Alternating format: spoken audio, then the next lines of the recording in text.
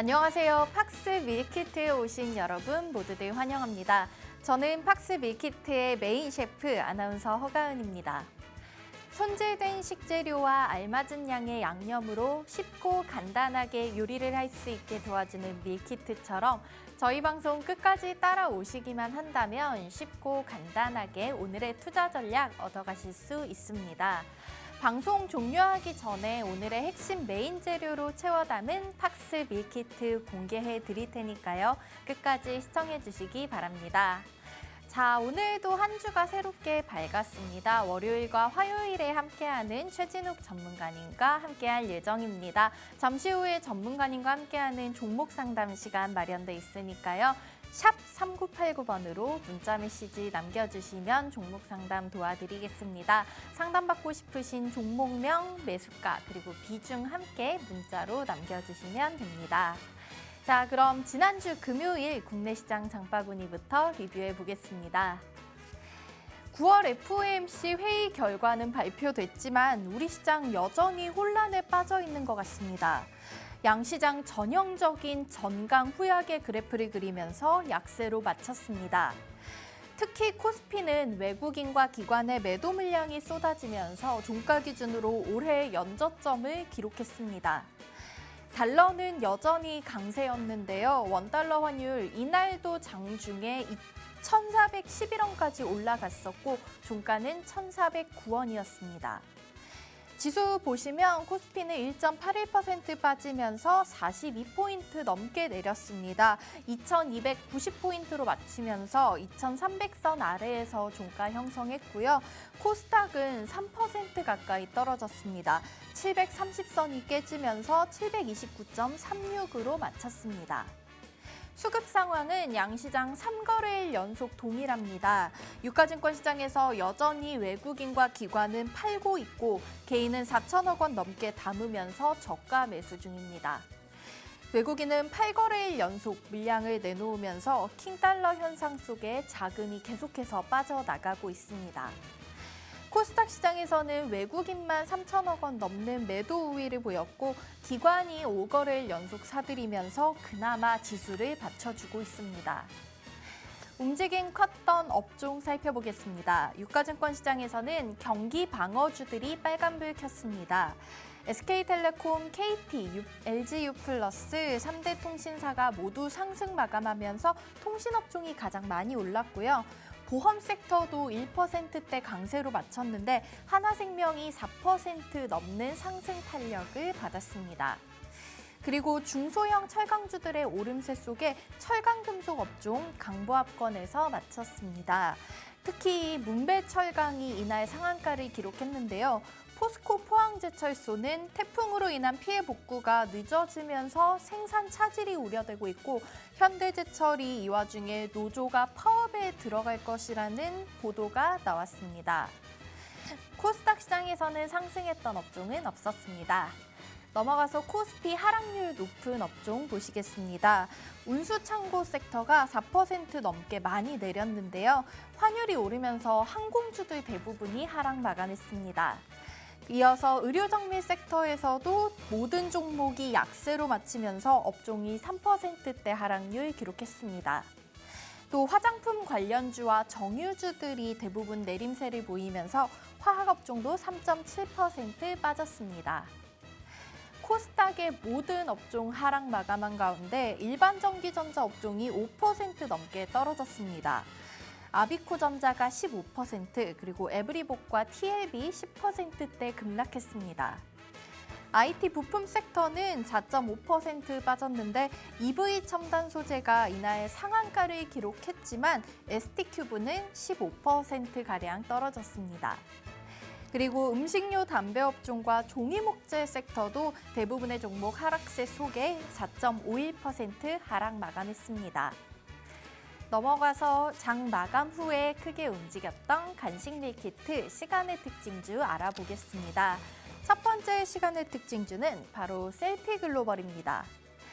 리튬 플러스의 첫 수산화 리튬 공급 계약을 담당한다는 보도가 나오면서 이날 장 마감 후에 시간외에서 상한가를 기록했습니다. 다음 시간의 특징주는 바로 상신 브레이크인데요. 계열 회사에 중남미 판매 법인을 추가했다는 공시에 시간 내에서 8.55% 올랐습니다. 마지막 시간의 특징주 바로 YOM입니다. 182억 원 규모의 유상증자 결정 소식이 나왔고 시간 외에서는 하한가를 기록했습니다. 글로벌로 넘어가서 외식 밀키트도 체크해 보겠습니다. 우리 시간으로 지난주 토요일 아침에 마감한 미증시 상황입니다. FOMC 결과는 나왔지만 긴축에 대한 우려감이 여전한 가운데 영국 금융시장 불안 여파가 미국에 큰 영향을 미쳤습니다. 영국 정부는 이날 50년 만에 최대 규모의 감세안을 발표했는데요.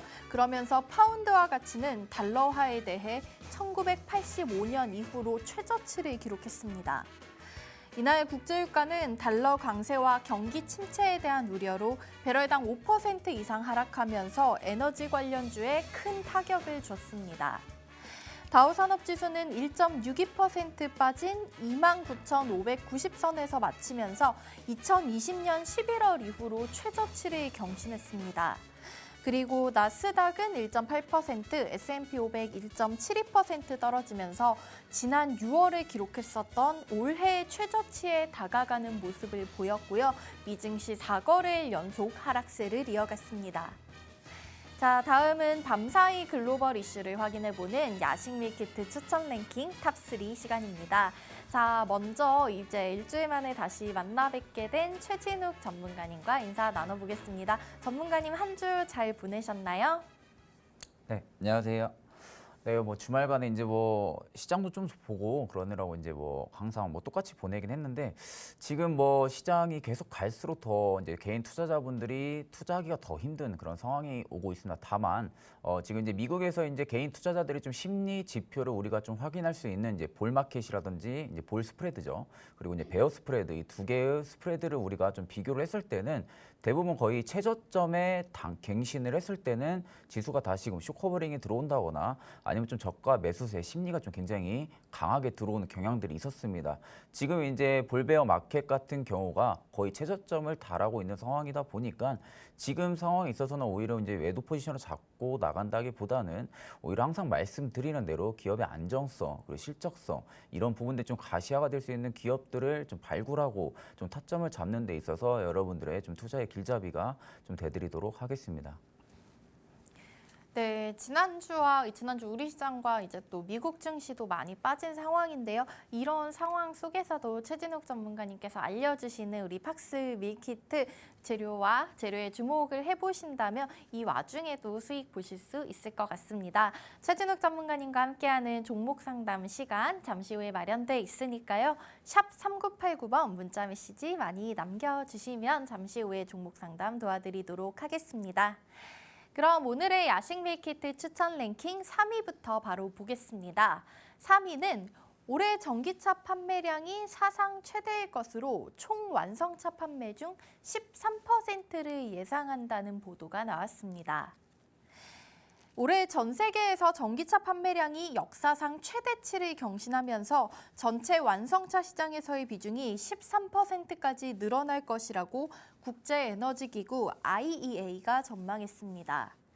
IEA가 발표한 보고서에서 에너지 관련 55개 분야를 조사했는데 그중 전기차 부문에서 작년 전 세계 전기차 판매가 2배로 늘어나면서 전체 완성차 판매 중 9%에 육박했다며 올해의 전기차 판매량이 또 한 번 역사상 최대치를 경신할 것이고 승용차와 5톤 이하 트럭을 합친 전체 경량 자동차 중 판매 비중은 13%까지 늘어날 것이라고 예상했습니다. 다만 이 같은 전기차 판매 호조에도 불구하고 아직 전 세계적인 현상은 아니라며 개발도상국과 신흥국에서의 전기차 판매는 구매 비용 증가와 충전 인프라 부족으로 인해 더디게 늘어나고 있다고 지적했습니다.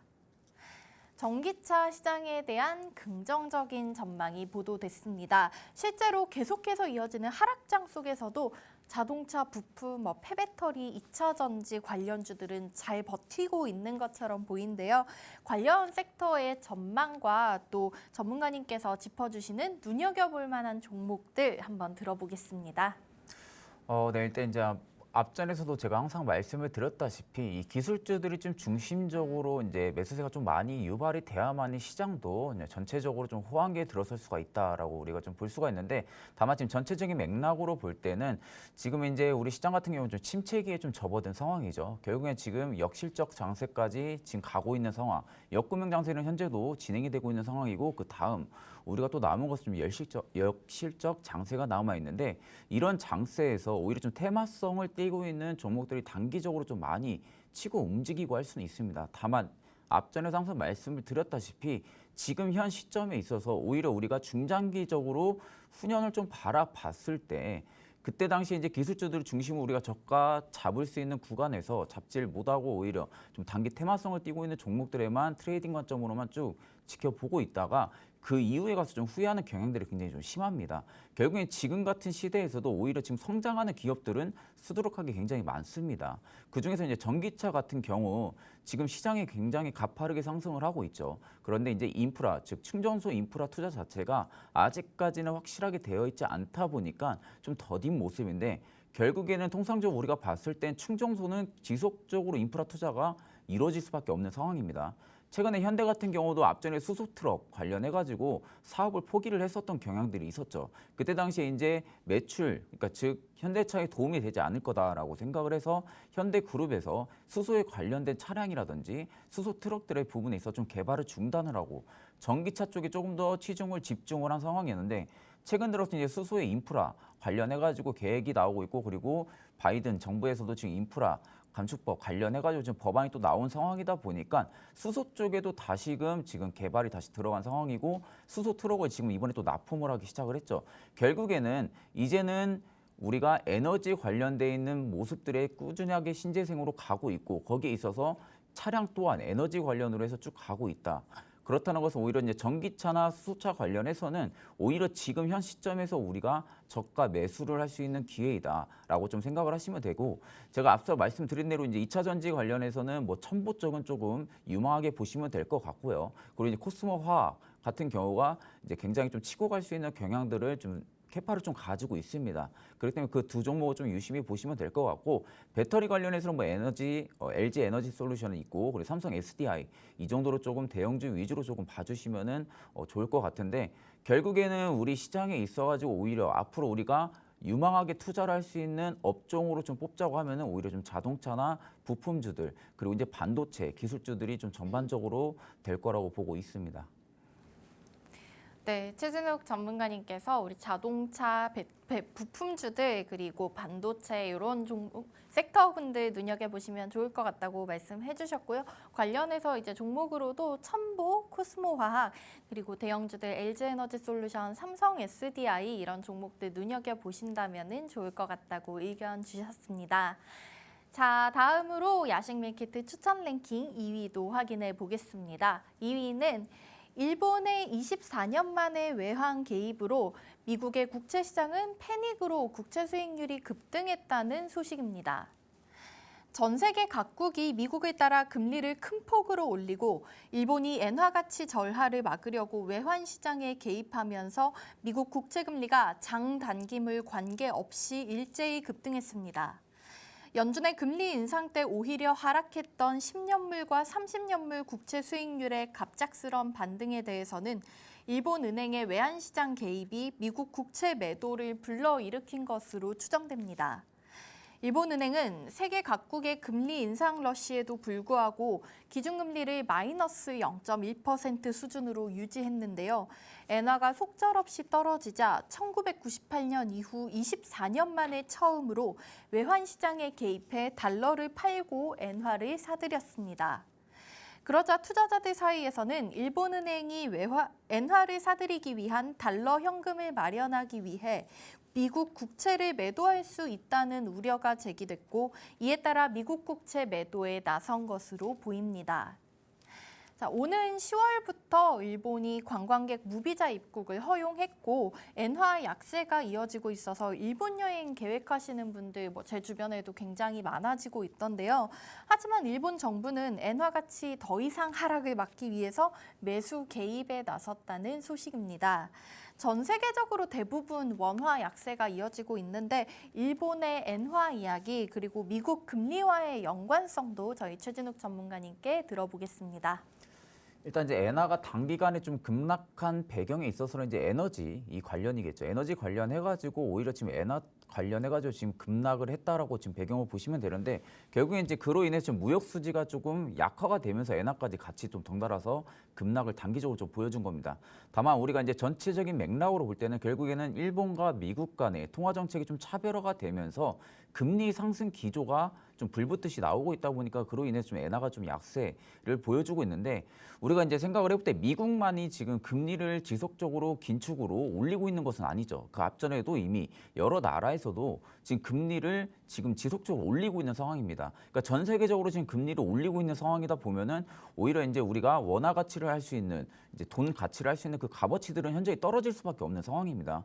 그렇기 때문에 그 중에서도 이제 좀 특별하게 일본의 엔화가 생각보다 좀 많이 견고하게 지켜줬다가 오히려 지금 순간에 또 급락도 나온 상황인데 지금 상황에서 볼 때는 이제 미국과 일본 간의 지금 금리 격차가 지금 크게 큰 폭으로 지금 벌어지고 있는 상황이죠. 근데 일본 같은 경우도 지금 공격적으로 금리 인상을 할 수가 없는 그런 배경을 가지고 있고 우리나라도 똑같습니다. 우리나라도 똑같이 이제 뭐 미국과의 금리 격차가 크게 벌어지면 벌어질수록 결국에는 환율은 지속적으로 상승을 할 수밖에 없는 상황인 거예요. 그렇게 되면은 오히려 이제 한은에 있는 외국인의 자금도 유출이 가파르게 일어날 수가 있습니다. 지금 우리가 이런 상황에서 오히려 좀 일본 쪽에 조금 투자를 해야 되냐 아니면 미국 쪽에 해야 되냐 이렇게 지금 우리가 전개를 잡고 투자 방향성을 잡는다기보다는 오히려 지금 전체적인 맥락으로 볼 때는 전체가 다 값어치가 하락을 하고 있는 겁니다. 그중에서 지금 유독하게 일본이 잘 버텨줬던 건데 결국에 무역 수지가 약화가 됐다는 것은 일본도 지금 경제적인 타격을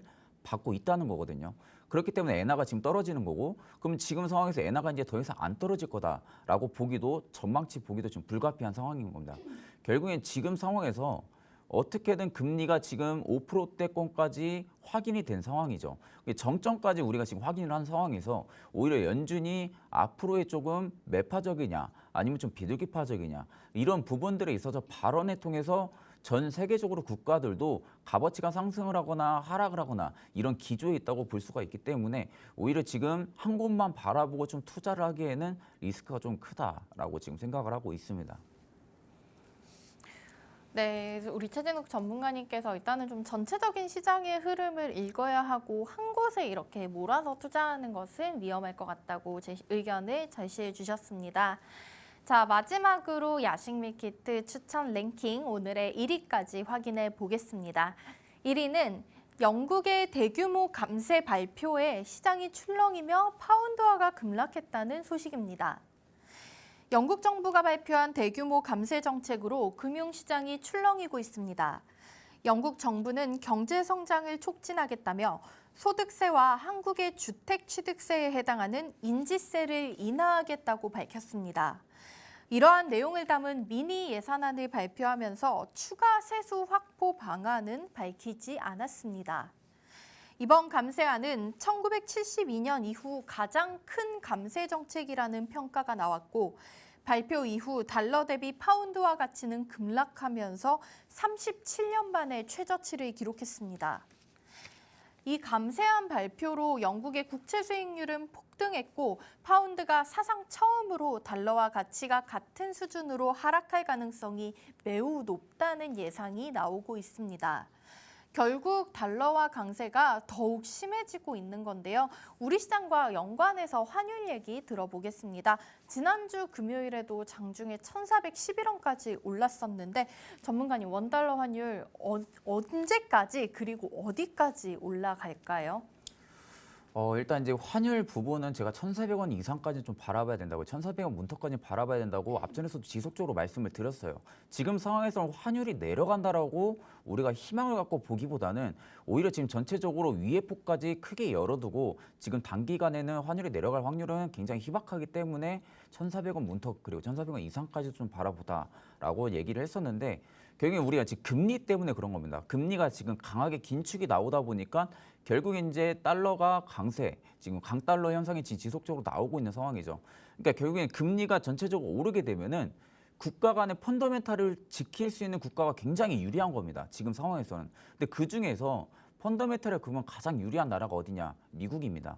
그러니까 미국은 고용과 소비가 지금 시장에서도 오히려 양호하게 나오고 있거든요. 지금 시기에서도. 그렇게 되면 연준은 강하게 더 긴축을 할 수밖에 없는 상황인 겁니다. 그러면은 강하게 긴축을 하고 경기 사이클이 양호하다고 하게 되면 오히려 강달러 현상이 지속적으로 나올 수밖에 없는 상황이죠. 그러니까 강달러 현상이 어느 정도가 완화 스탠스에 좀 들어가야 우리 환율도 어느 정도 안정화를 잡을 수 있는 모습으로 들어갈 수가 있는데 지금 현 상황에서는 오히려 금리가 이렇게 가파르게 오르고 있는데도 불구하고 펀더멘탈은 미국이 지금 유리하게 지켜주고 있다라는 점을 봤을 때는 오히려 지금 상황에서 환율이 다시 내려온다라고 보기는 다소 어렵다고 저도 보고 있거든요. 그러니까 1,400원대를 지금 돌파를 했다는 것은 이제는 1,400원대가 트레이딩 관점으로 봤을 때 지지 라인을 역할을 할 수가 있습니다. 그러니까 지금 강달러가 한순간에 훅 소리가 들어간다거나 거품이 깨지게 되면은 환율도 다시 1,400원대를 깨고 내려올 수는 있겠지만 현 상황에서 바라볼 때는 1,400원대가 한번 깨졌다는 것은 오히려 다시금 또 돌파 가능성이 충분히 있다라는 것을 좀 염두를 했을 때 오히려 지금 시점에서는 환율이 중요한 게 아니라고 저는 생각을 하거든요. 그러니까 환율은 어차피 지금 시작이 된 부분이고 1,400원대, 1,300원대 넘을 때부터 환율에 대한 시장은 반영이 지속적으로 되고 있는 상황인 겁니다. 그러니까 지금 환율에 오히려 우리가 지금 중점을 잡기보다는 결국에는 통상적으로 금리 부분입니다. 금리가 하루 빨리 좀 내려온다거나 아니면 지금 금리 이런 부분에 있어서 이 정도쯤 되면은 금리를 더 이상 안 올려도 되겠다라는 스탠스적인 이런 비둘기파적인 발언이 나온다고 하면은 환율도 어차피 다시금 안정화로 들어가게 되고 다른 경제 리스크도 다시 안정화로 들어가게 됩니다. 그러니까 지금 환율 하나만 바라보고 우리가 경제 성장을 뭐 어떻게 해야 된다. 환율이 이렇게 올라가기 때문에 어떻게 해야 된다라고 보기보다는 오히려 전체적인 맥락으로 볼 때 금리 이 부분에 조금 초점을 맞춰야 된다고 생각을 하고 있습니다. 네, 일단 지금 환율이 1,400원대에서 지지라인을 잡고 있는 상황이기 때문에 환율에 초점을 맞추기보다는 금리가 언제쯤 내려오느냐가 더 중요할 것 같습니다. 잠시 후에 최진욱 전문가님과 함께하는 종목 상담 시간 가져볼 테니까요. 샵 3989번 문자 메시지 많이 남겨주시기 바랍니다. 지금까지 야식 밀키트 추천 랭킹 탑3였습니다.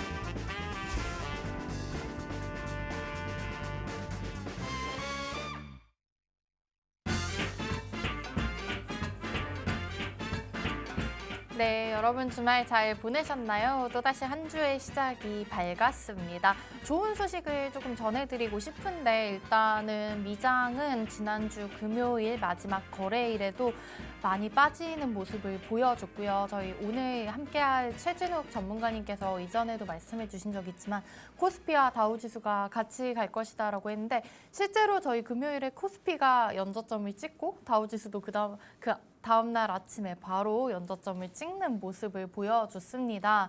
그러면서 좀 반등을 사실을 기대하면서 왔는데 현재 지금 개장 6분 남은 상황에서 예상 지수가 많이 빠져서 출발할 걸로 예상되고 있어요. 코스피는 1.3%, 코스닥은 그 2배 2.6% 내린 채로 시작할 걸로 현재 예상 지수 보여지고 있습니다. 자, 전문가님이 저번에 그 코스피 관련해서 지지라인 잡아주셨었는데 일단은 지난주에 2290까지 그렇죠. 내려갔었어요. 이러면 다시 또 조정이 필요한 거겠죠? 지금 네. 코스피 전체적인 맥락 보면은 지금 올라갈 구간은 아니에요. 그러니까 음. 중장기적으로는 지금 아직까지 올라갈 구간이 아닙니다. 전체적으로 지금 하락폭 자체가 아직까지도 장기 추세가 네. 이제 하락으로 지금 위아래 상방 하방을 왔다 갔다 하고 있거든요. 근데 제가 지금 우선적으로 지켜줘야 될 구간을 깼어요 지금. 네. 지금 이 상황에서 깼다는 것은 오히려 지금 뭐 좀 그런 말씀이긴 하지만 2,100 선까지도 저는 열려 있다고 보거든요. 2,100이요. 네. 그렇죠. 그러니까 지금 통상적으로 네. 지금 같은 시기가 역대적으로 그렇게 많지가 않았습니다. IMF가 있었죠. 그리고 닷컴 버블이 있었고 네. 카드 사태가 있었고 금융위기 그리고 이제 팬데믹. 네. 총 5개가 있었는데 이번까지 6번째거든요. 어. 근데 지금 이 5개는 이거 지금 같은 상황하고 조금 다릅니다. 리스크 자체가. 네. 이때는 좀 경제적인 리스크였다고 하게 되면 지금 이거는 전쟁 때문에 시작이 된 거거든요. 음. 그러니까 경제적인 리스크라고 보기가 어려웠던 거죠. 이 부분은. 네. 그런데도 지금 경제 리스크랑 거의 똑같이 PBR 선행도 0.9배까지 내려온다는 것은 지금 생각보다 저도 지금 너무 많이 빠진다고 보고 있거든요. 그렇죠. 네, 근데 너무 많이 빠진다고 보고 있는데 지금 저는 오히려 오늘도 결국에 하락일 겁니다. 오늘도 결국에 하락일 건데 저는 좀 2,100선까지는 좀 열어두고 투자에 있어가지고 그러니까 지금 이 상황이 좀 애매한 거예요. 그러면 지금 현금 확보를 해야 되냐라고 얘기가 굉장히 많잖아요. 네. 근데 현금 확보를 한다라고 보기도 다소 저는 조금 어렵다고 생각을 하거든요. 이게 지표상으로 볼 때는 작년 지표나 재작년 지표를 보게 되면 중장기적으로 투자하는 사람들에 있어가지고 오히려 단기적으로 이렇게 하락을 할 때는 현금 보유를 딱 하시는 분들이 그 다음에 단기적으로 볼 때는 오히려 더 잘했다고 생각이 들 수가 있어요. 네. 근데 결국에는 시장이 다시 이 부분에 완화가 나오면서 올라간다고 하게 되면 그때는 저점을 확인을 못 하니까 못 잡는 경향들이 많거든요. 네. 그러니까 저희 같은 전문가들 입장에서도 저점이 어디다라고 확신을 하지 못하는 상황인데 그런 분들 또한 현금을 확보를 하고 있다가 나는 최저점에서 잡아야지. 근데 쉽지 그걸 않죠. 모른다는 거죠. 어디가 그렇죠. 저점인지 어디가 아무도 저점인지 몰라요. 모른다는 것에 있어요. 통상적으로 이 전체적인 맥락으로 볼 때는 그 안에 꾸준하게 가지고 가면서 성장이 가시성이 되어 있는 기업들을 계속 사모으는 거죠. 이런 분들이 누적 수익률, 이제 최고 수익률로 볼 때는 오히려 월등하게 좀 컸다라는 이런 전망치가 굉장히 많고 지표가 네. 또 확인이 되고 있기 때문에 네. 그러니까 지금은 저는 오히려 매도 포지션 잡고 나간다기보다는 이게 포트를 우리가 좀 다시 한 번 더 체크를 하고 네. 앞으로 올라가기가 좀 희박한 종목은 당연히 현금 확보를 해야겠죠. 그러니까 이제 거기에 있어서는 이제 뭐 사료나 이런 거는 지금 테마성이 끝나게 되면 끝나는 종목들이거든요. 네. 그러니까 그런 걸 좀 제외하고는 오히려 이제 기술주들은 조금 더 내가 확실하게 보고 있는 기술주라면은 지금은 조금 모아가야 된다. 다만 공격적으로 투자는 하지 마시고 2,100선까지는 조금 열어두고 네. 봐야 되기 때문에 조금씩 이제 확실하게 변곡이 좀 들어서는 구간에서만 한 번씩 계속 추가 매수를 진행을 하는 거죠. 지금은 그 방법 말고는 없습니다. 그렇죠. 네. 지금은. 사실 이 저가 매수 줍줍의 기회를 언제까지 얘기를 하게 될까 싶지만은 뭐 일단은 좀 지금이 저점일까 하면서 주워 담아 보려고 해도 계속 거기서 더 떨어지고 있는 상황이라서 사실 좀 겁이 나기는 합니다. 근데 일단은 한 2,100 코스피 2,100선까지는 열어두고 보는 게 맞지 않나. 아직 반등의 기미가 뭐 크게 보이지는 않는 것 같습니다. 자, 그래서 일단은 저희가 그리고 뭐 올라올 기미가 안 보이는 종목들은 좀 과감하게 정리를 하시고 기술주 위주로 투자를 해보시는 방법을 추천해 주셨습니다. 자, 최진욱 전문가님과 함께하는 종목 상담 문자 메시지 번호 다시 한번 안내 도와드리겠습니다. 화면 하단에 나가고 있어요. 샵 3989번으로 상담받고 싶으신 종목명과 매수가 비중 남겨주시면 되고요. 자, 오늘 바로 오늘의 종목 첫 번째 종목부터 만나보도록 하겠습니다. 첫 번째 종목으로 LG이노텍 들어와 있습니다. 매수가는 36만 원 그리고 비중 20% 말씀을 해주셨고요. LG노텍 이제 지난주 종가 34만 원 선 확인되고 있습니다. 이 LG노텍이 애플 관련해서 뭐 애플 고객사로 두고 있으면서 아이폰 14 이번에 나온 이제 아이폰 14 관련해서도 조금 그 기대감을 따라가지 않을까라는 예상이 되고 있고요. 뭐 현재가와 지금 매수가 크게 차이가 없는 상황이기 때문에 무난하지 않을까 싶긴 한데 워낙 애플이 또 충성 고객들이 많으니까요. 자, LG노텍 어떻게 될지 전문가님께 한번 처방 받아보겠습니다. 우선 이제 LG이노텍 뭐 잘 아시다시피 아이폰 관련주죠.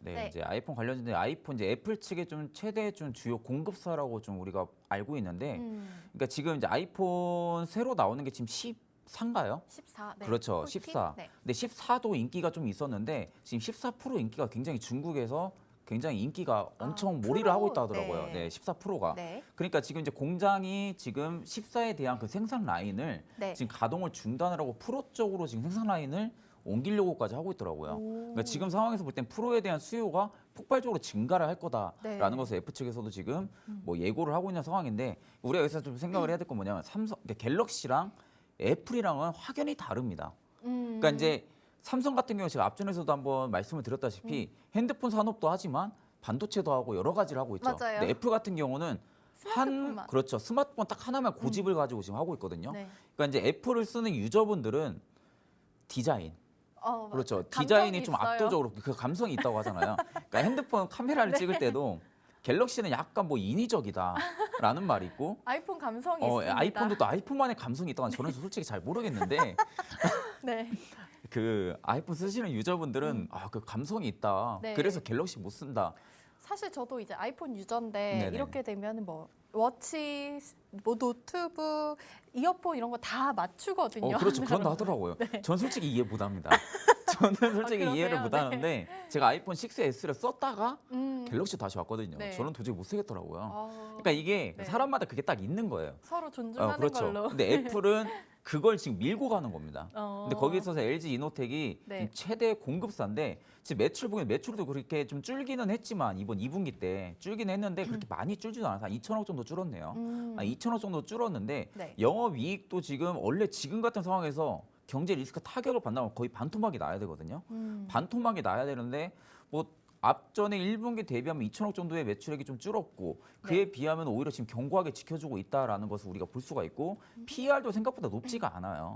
네, 지금 9배 수준인데 PER이 지금 업종 PER 같은 경우가 한 11배를 지금 육박을 하고 있는데도 불구하고 네. 지금 LG 이노텍 단가 자체는 그렇게 높지가 않다라고 저는 좀 보고 있거든요. 유볼도 지금 뭐 3,000%면은 기업이 지금 뭐 앞으로 R&D 공격 속으로 더 생산 라인을 더 증설을 한다든지 네. 공장을 증설을 한다든지 그럴 만한 여력을 가지고 있는 현금 보유도 가지고 있기 때문에 오히려 지금 상황에서 LG 이노텍이 조금 단기적으로 하락한다고 하면 저는 주서라라고 주소라. 저는 말씀을 드리고 싶거든요. 네. 그러니까 LG 이노텍 자체는 지금 충분히 좋습니다. 아직도 지금 박스 보합권 유지를 하고 있잖아요. 네, 그러니까 큰 그렇네요. 폭으로는 지금 보합권이에요. 음. 큰 폭으로 지금 보합권을 유지를 하고 있기 때문에 여기를 지금 깨냐 안 깨냐가 가장 좀 중요하다라고 볼 수가 있기 때문에 지금 상황에서 비중이 지금 높지가 않고 36만 원의 매수가를 가지고 있으면은 네. 오히려 지금은 추가 매수 진행하지 마시고 지금은 꾸준히 가지고 가는 거죠. 네. 가지고 가고 있다가 오히려 좀 28만 원대까지 내려올 확률도 저는 희박하다고 보지만 네. 오히려 지금 구간에서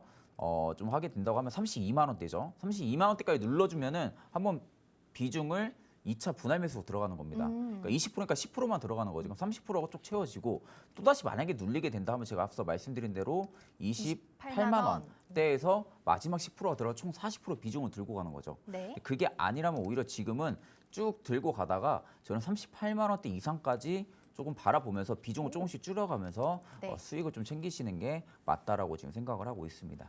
우리 LG 이노텍 애플 관련해서 수혜 받을 수 있는 기업이고 저희 뭐 애플에 대해서 너무 열심히 얘기를 했는데 앞으로 LG 이노텍도 그만큼 수혜 가능하고 기대감이 있는 종목이기 때문에 일단 36만 원선 뭐 그대로 가져가시면은 될 것 같고요. 만약에 우리 LG 이노텍이 32만 원 선까지 내려온다. 그러면 10%, 또 28만 원 선까지 잘 올 것 같진 않지만 내려온다면은 또 10% 정도 추가 매수를 통해서 이제 평단가를 조금 조절을 하시고 그 이외에 이제 추가 상승 여력을 본다면 LG노텍 38만 원 이상까지도 가능하다라고 의견 주셨습니다. 자, 우리 첫 번째 시청자님 LG노텍 상담 도와드렸고요. 다음 종목 확인해 보겠습니다. 다음 종목은 이제 화장품 관련주네요. 제이준 코스메틱 리오프닝에 대한 기대감이 있을 것 같아요. 이제 실외 마스크도 뭐 50인 이상에서도 완전히 해제가 됐고요.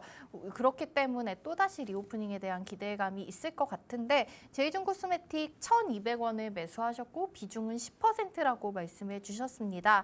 자, 현재 가격이 800원 정도, 700원 오늘 좀 빠지고 있기는 한데 오늘 뭐 전체적으로 또 장이 빠지고 있어서 1% 정도 빠졌는데 한 800원 선 정도 예상을 하시면은 될 것 같아요. 그리고 그나마 비중이 조금 적은 상황이고 제이준 코스메틱이 지금 5월까지만 해도 1,600원까지 올라간 적이 있었고 그 뒤로는 사실 조금 내려오고 있는 추세인데요. 자, 우리 리오프닝 관련주 제이준 코스메틱 전문가님 1,200원에 매수하셨는데 다시 올라올 수 있을까요?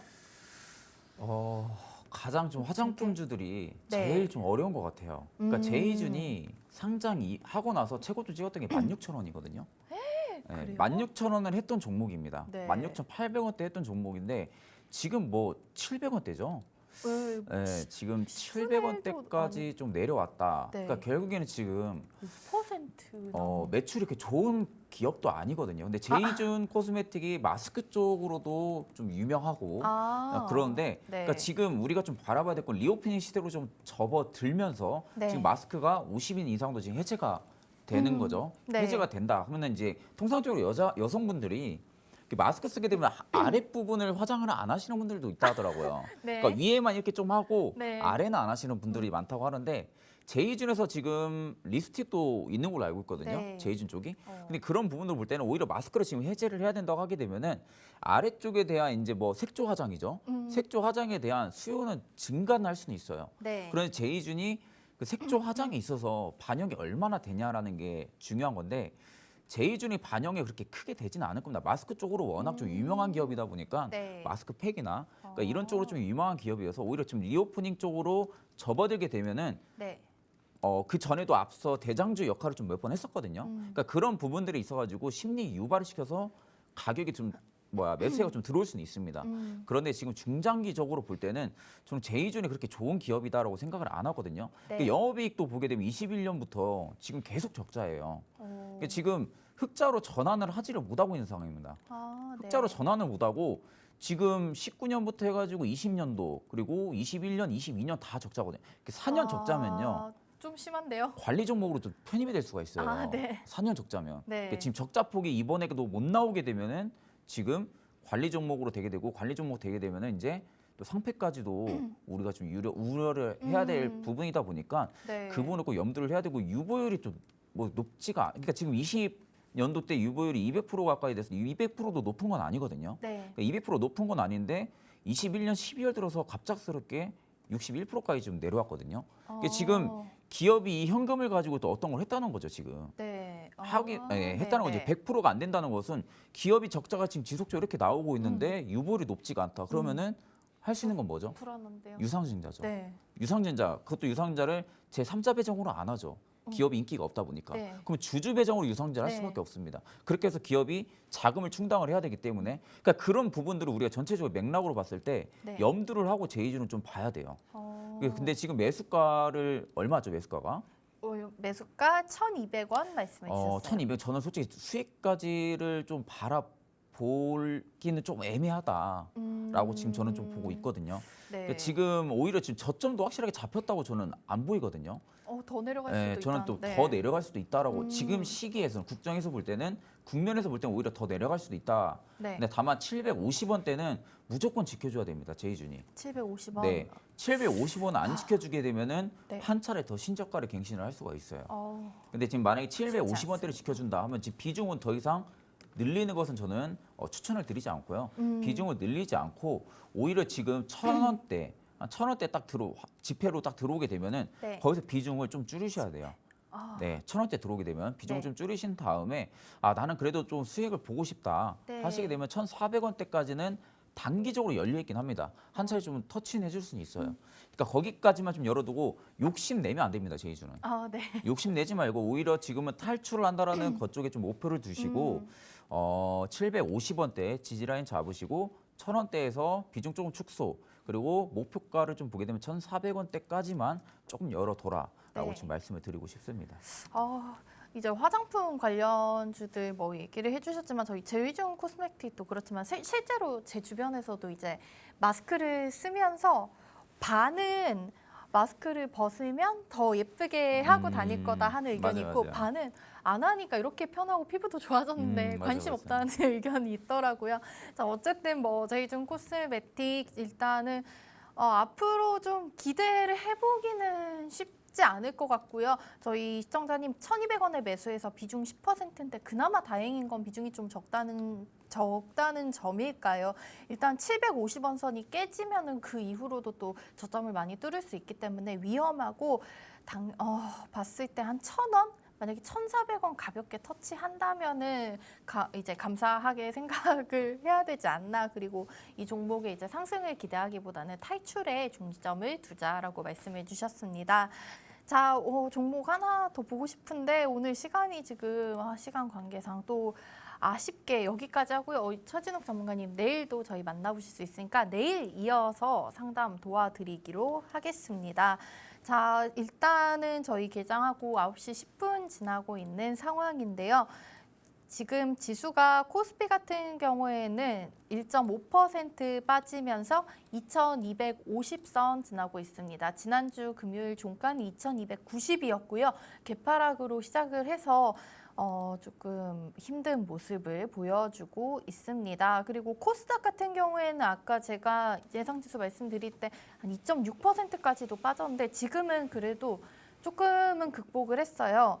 한 2% 정도 아래에서 움직이면서 714선 근처를 왔다 갔다 하고 있습니다. 그리고 환율이 지금 오늘도 많이 올라오고 있는 상황입니다. 현재 1,420원 선 확인이 되고 있습니다. 환율은 여전히 높은 모습이고요. 수급은 외국인은 그래도 오늘도 여전히 코스피에서는 물량이 빠져나가고 있긴 한데 그나마 이거를 긍정적으로 조금 보자면은 코스닥에는 외국인 매수세가 지금 들어오고 있는 상황이에요. 그리고 지금 많이 빠졌다고 생각이 들고 있는지 기관이 양시장에서 물량을 담고 있는 모습입니다. 자, 그리고 업종 잠깐 보시고 가면은 뭐 당연히 예상을 하신 대로 대부분 업종 내린 채로 시작을 하고 있는데 그나마 코스피에서 지금 보험 업종만 간신히 보합권에서 약간 빨간불 유지하고 있는데 위태로운 것 같습니다.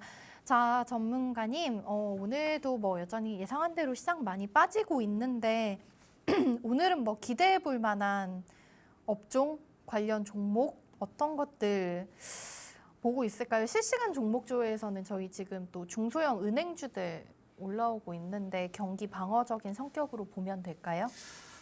일단 이제 은행주들은 지금 뭐 금리 이 부분 때문에 지금 단기적으로 좀 수급을 받는 겁니다. 그리고 지금 코스닥에 외국인이 지금 거래 대금이 들어오고 있다는 것은 지금 반대매매 기간이에요. 이제 반대매매 물량 네. 나오는 시기거든요. 네. 그러니까 지금 스탁론에서 반대매매를 또 오후에 또 던지게 돼요. 네. 그러니까 지금 제가 며칠간 쭉 봤는데 신용잔고가 계속 늘고 있더라고요. 지금 이런 시기에서도 네. 신용매매를 하시는 분들이 많다는 겁니다. 그러니까 자금이 없기 때문에 종목은 사야 되고 위험한데? 물려 있는 게 있으니까 네. 물은 타야 되니까 신용을 쓰는 거죠. 근데 위험한데요? 네. 이게 굉장히 위험한 거예요. 지금 이거는 절대로 하시면 안 되는 건데 지금 반대매매 물량이 쏟아지는 거를 지금 외국인이 담고 있는 거예요. 반대매매 물량이 쏟아지게 되면 더 이상 쏟아질 게 없기 때문에 네. 거기가 저점일 수가 있거든요. 이게 지금 그 시기를 지금 기다렸다가 오늘 외국인이 지금 100억 가까이 지금 우선 코스닥에 들어오는 건데 네. 지금 상황에서는 절대 신용매매나 하시면 안 되고 제가 이제 환율 같은 경우 1,400원대는 돌파할 거다라고 말씀드렸다시피 지금 환율에 집중하면 안 됩니다. 결국엔 금리입니다. 네. 금리 이 부분만 조금 완화만 되면은 충분하게 뭐 그런 부분들은 다시 들어올 이슈이기 때문에 네. 그 정도 생각을 하게 되고 현 시점에서 우리가 좀 봐야 될 거는 투자 심리 이 부분이거든요. 네. 그러니까 볼베어 마켓이 지금 최저점을 갱신했어요. 미국의 볼베어 마켓이. 그러니까 지금 미국인의 개인 투자자들이 심리가 굉장히 위축이 됐다는 겁니다. 네. 그러니까 지금 최저점을 갱신을 했다는 것은 통상적으로 볼 때는 그 아래서 쇼커링이 좀 자주 들어온다거나 아니면 네. 저가 매수가 좀 굉장히 크게 들어오는 경향들이 심했거든요. 그러니까 그런 부분들을 우리가 감안했을 때는 지금은 도망치기보다는 오히려 지금 기업에 대해서 좀 확실하게 보고 저가 매수를 좀 취해야 된다라고 좀 보고 있기 때문에 오히려 지금은 이제 은행주들은 이제 단기 트레이딩 관점으로 좀 보시고 네. 지금 상황에서는 저는 좀 집중을 해야 될 업종들 보게 되면은 이제 자동차 섹터 쪽이죠. 자율주행. 자율주행. 네. 어차피 맞아요. 커질 산업입니다. 네. 어차피 커질 산업인데 그 중에서 우리가 자율주행을 좀 봐야 되고 그리고 이제 철강 섹터들. 철강이 작년에 기업이 실적들이 굉장히 좋았는데 네. 주가가 반영을 못했어요. 근데 이제 주가가 반영을 못했는데 지금 이제 현대제철로 지금 이제 뭐 그 제철 사업에 지금 약간 또 차질이 생기고 있다 하더라고요. 노조 파업 노조 파업들 때문에 그리고 이제 맞아요. 포스코 쪽에 대한 그 이슈도 있었고, 네. 그러니까 지금 상황에서 오히려 철강에 대한 수요가 다시 또 증가를 할 수가 있습니다. 그러니까 중요성이. 네. 그리고 이제 가격도 펌핑을 하게 되면 오히려 철강 섹터들한테는 더더욱 좋은 요건인 거죠. 네. 그렇기 때문에 오히려 지금은 좀 철강 쪽은 바라보고, 그리고 이제 자율주행 쪽, 그리고 누누이 계속 말씀드린 대로 기술주 전반적인 폐배터리나 2차 전지, 이 배터리 관련주들도 충분하게 지금은 좀 봐야 된다라고 네. 생각을 하고 있습니다. 네, 장이 뭐 지난주 금요일에 이제 또 기억이 나는 게 HLB가 뭐 폐혈증 치료제 관련해서 좀 많이 오르는 것 같았는데 오늘은 또 2% 빠지고 있고 하락장 속에서 사실 살아남기가 쉽지 않은 것 같습니다. 하지만 우리 최진욱 전문가님 이 와중에 좀 주목해 봐야 할 부분은 이제 자율주행 관련된 모빌리티 관련주들 그리고 뭐 꾸준히 자동차나 2차 전지 쪽은 눈여겨보시면 좋을 것 같다고 말씀해 주셨습니다. 자, 오늘 최진욱 전문가님께서 준비해 오신 팍스 밀키트 메인 재료 이제 공개해 드려야겠죠? 저와 함께 팍스 밀키트 주재료 확인하러 가보시겠습니다.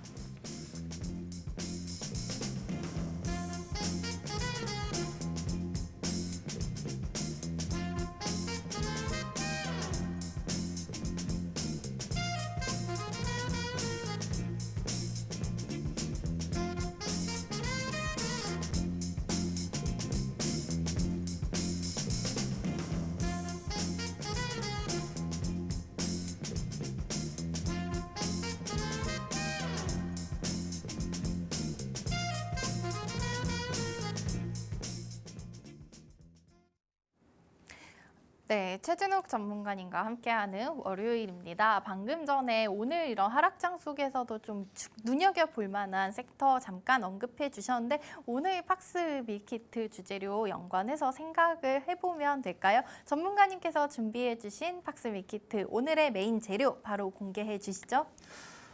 일단 오늘은 제가 앞서 말씀드린 대로 지금 철강 섹터 중에서 좀 문배 철강을 어제 조금 강하게 또 주가가 좀 올랐었죠. 그러니까 이런 종목들은 오히려 좀 단기적으로 좀 시세를 또 낼 수가 있습니다. 그러니까 철강 쪽은 좀 그 정도 봐주시면 될 것 같고, 그냥 자율주행 섹터들 중에서 오히려 모트레스 쪽은 지금도 중요하게 계속 보셔야 됩니다. 모트레스 자체는 굉장히 캐파가 큰 기업이다 보니까 기업의 주가가 지금 저는 좀 저평가라고 생각을 하고 있거든요. 그러니까 모트레스 쪽 봐주신 다음에 부수적으로 또 모바일 어플라이언스 자체도 자율주행이 앞전에 애플카 이슈라든지 이런 자율주행 이슈가 있을 때 다른 종목들은 좀 많이 갔었는데 모바일만 좀 소폭 올라가지 못했거든요. 이렇게 반영을 많이 못 받았었습니다.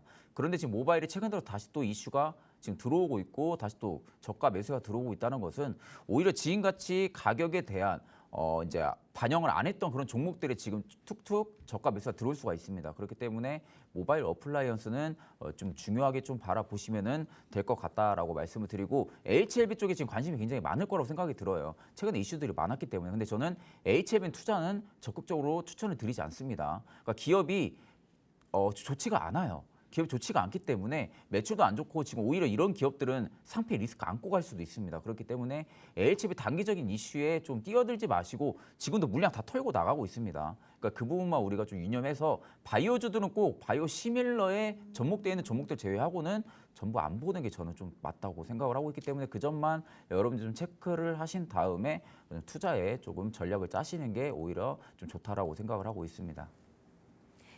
네, 최진욱 전문가님께서 소개해 주신 오늘의 팍스 밀키트 메인 재료 정리해 드리겠습니다. 첫 번째로는 이제 중소형 철강주들이 지난주부터 흐름이 좀 좋았는데요. 그중에서도 이제 지난주 금요일에 상한가 기록했었던 문배 철강 당분간은 상승 여력이 남아 있다라고 말씀을 해 주셨고요. 두 번째로는 이제 자율주행 관련해서 지켜볼 만한 이것도 마찬가지로 최근에 흐름 좋지만 아직 모멘텀 남아 있습니다. 모트렉스와 그리고 반대로 아직 주목을 덜 받았다라고 생각되는 종목 모바일 어플라이언스 말씀해 주셨고요. HLB 같은 종목들은 조금 투자하실 때 유의가 필요하실 것 같습니다. 자, 저희 최진욱 전문가님 내일도 만나볼 텐데요. 전문가님께 상담 받으실 수 있는 문자 메시지 번호 안내해 드리겠습니다. 내일도 종목 상담 이어서 받아볼 텐데요. 샵 3989번으로 문자 메시지 남겨주시면 내일 종목 상담 방송 중에 도와드릴 거고요. 그리고 저희 최진욱 전문가님께 투자 전략 얻어가실 수 있는 노란 톡방 마련돼 있습니다. 화면 우측 하단에 나가고 있는 QR코드 통해서 입장하실 수 있는데요. 휴대폰 기본 카메라 통해서 화면에 가져다 대시고 링크 통해서 들어오시면 됩니다. 자, 오늘도 여기까지 시청해주신 시청자 여러분 너무나 감사합니다. 저희는 내일 아침 8시 30분에 다시 찾아뵙겠습니다. 고맙습니다.